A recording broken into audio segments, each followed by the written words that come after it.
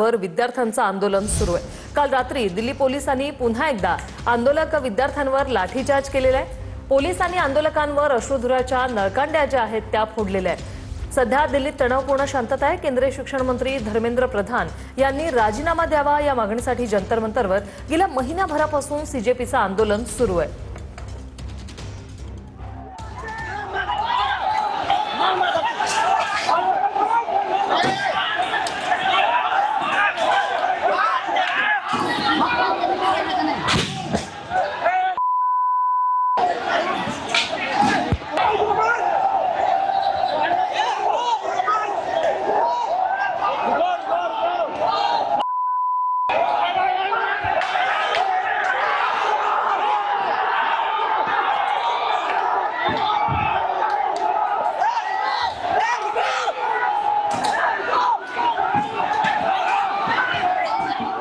अक्षय वंकानी आमचे प्रतिनिधी आपल्यासोबत थेट जोडलेले। अक्षय, आपण पाहतोय महिनाभर झालेला आहे आंदोलन अजूनही सुरू आहे। कालही थोडा राडा पाहायला मिळाला, काय नेमका सध्याची स्थिती आहे?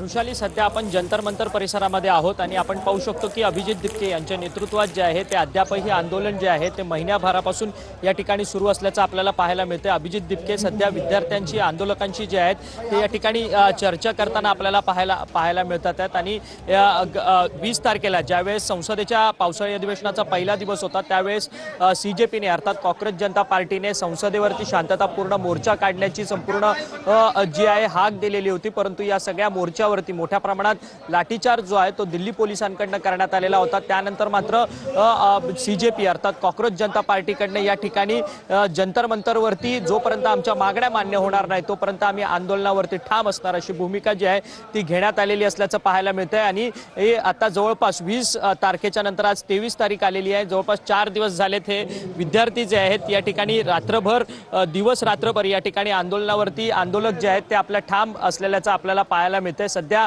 अभिजित दिपके आंदोलकांशी चर्चा करताना पाहायला मिळतात आणि या स्टेजच्या समोर 20 तारखेच्या सगळ्या शांततापूर्ण मोर्चामध्ये जो लाठीचार्ज झालेला त्याच्यामध्ये जे जखमी आंदोलक होते ते सगळे जखमी आंदोलक या ठिकाणी बसलेले असल्याचं आपल्याला पाहायला मिळतंय। या सगळ्या आंदोलनाच्या पार्श्वभूमीवरती दिल्लीमध्ये तणावपूर्ण शांतता आपल्याला पाहायला मिळते। काल रात्री देखील दिल्लीतल्या या जंतर मंतर चौकाच्या पुढे 500 मीटरच्या पुढे असलेल्या एनडीसी चौकामध्ये त्या ठिकाणी सौम्य लाठीचार्ज जो आहे तो आंदोलकांवरती काल रात्री करण्यात आलेला आपल्याला पाहायला मिळालेलं होतं। त्या ठिकाणी तणावपूर्ण वातावरण होतं, परंतु आता मात्र वातावरण जे आहे ते सुरळीत झाले सुस्थितीत असल्याचं आपल्याला पाहायला या ठिकाणी पाहायला मिळतंय।